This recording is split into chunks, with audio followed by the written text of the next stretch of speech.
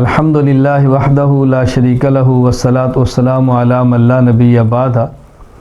جب جانور کو ذبح کریں تو چند ایک چیزوں کا خیال کریں جو آداب ہیں شریعت نے سکھائے ہیں ذبح کرتے وقت۔ نمبر 1، جانور کو نرمی اور اچھے طریقے سے مذبح ذبح کی جگہ کی طرف لے جانا۔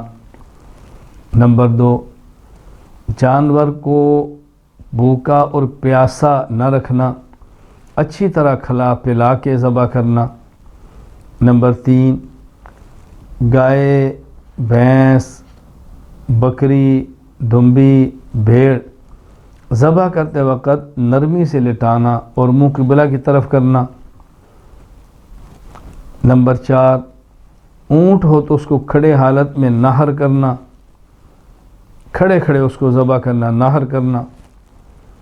نمبر 5، بڑے جانور کی ٹانگ باندھنا، ٹانگیں باندھے تاکہ وہ تڑپ کر کوئی ایسا کام نہ کر گزرے کہ جسے ذبح میں دقت پیش ہو۔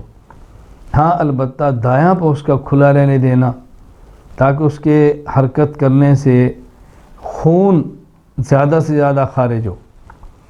نمبر 6، ذبح کرنے والے کا دائیں ہاتھ سے ذبح کرنا۔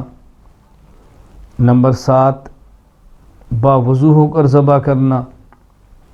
نمبر 8، تیز دھار چھری یا تیز آلے سے ذبح کرنا۔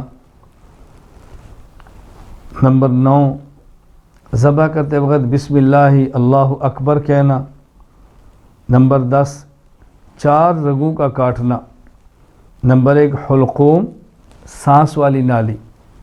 نمبر 2، مرئی، خوراک والی نالی، اور 2 رگیں ودجین، خون کی 2 رگیں جن کو شارک کہتے ہیں، 4 رگیں کاٹنا۔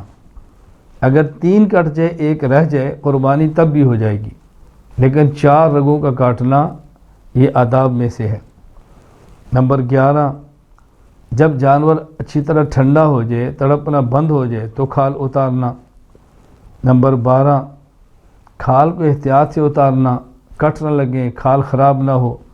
نمبر 13، اس کی جو آلائشیں ہیں، خون اور جو چیزیں اندر سے نکلتی ہیں، کھایا ہوا چارہ، وہاں حفظان صحت کے اصولوں کے مطابق ان کو ایک طرف رکھنا۔ تو یہ وہ آداب ہیں کہ جن کا ذبح کرتے وقت خیال کرنا چاہیے۔ شریعت نے کس طرح بظاہر چیزیں چھوٹی ہیں مگر وہ بھی ہمیں سمجھائی ہیں۔ اللہ تعالیٰ تمام امور میں ہمیں آداب کی رعایت کرنے کی توفیق عطا فرمائے۔ وآخر دعوانا ان الحمد للہ رب العالمین۔